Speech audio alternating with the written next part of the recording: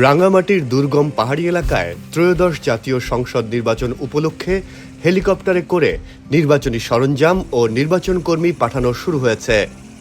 ৭ ফেব্রুয়ারি সকাল থেকে জেলার কয়েকটি দুর্গম ভোটকেন্দ্রে এই কার্যক্রম শুরু হয়। রাঙামাটির মোট ২১৩টি ভোটকেন্দ্রের মধ্যে ২০টি কেন্দ্র অত্যন্ত দুর্গম। তবে প্রথম দফায় যেসব কেন্দ্রে হেলিকপ্টার পাঠানো হয়েছে সেগুলোর মধ্যে বরকল উপজেলায় ২টি, জুরাছড়ি উপজেলায় ১টি এবং বিলাইছড়ি উপজেলায় ১টি ভোটকেন্দ্র রয়েছে। এই কার্যক্রম চলবে আগামী ১০ ফেব্রুয়ারি পর্যন্ত।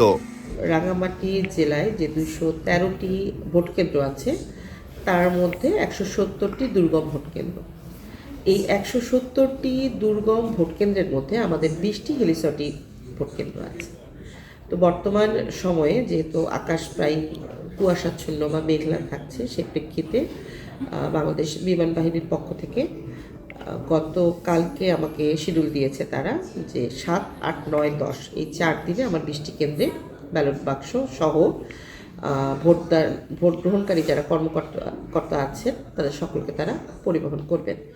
সেই প্রেক্ষিতে আজকে ৭ তারিখ আমার প্রথম মিশনটা যাচ্ছে।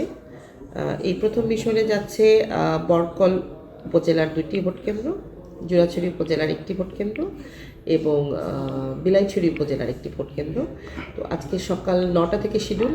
তো ইনশাল্লাহ আজকে 4টি ভোটকেন্দ্রে আমাদের ব্যালট বাক্স পৌঁছে যাবে। রাঙামাটির 10টি উপজেলা, 2টি পৌরসভা ও 50টি ইউনিয়ন মিলিয়ে মোট ভোটার সংখ্যা ৫,০৯,২৬৭ জন। এর মধ্যে পুরুষ ভোটার ২,৬৩,৪১০ জন, নারী ভোটার ২,৪৫,৮৫৫ জন এবং ট্রান্সজেন্ডার ভোটার রয়েছেন 2 জন। দুর্গম 20টি ভোটকেন্দ্রে প্রায় ৩০,০০০-এর বেশি ভোটার রয়েছে।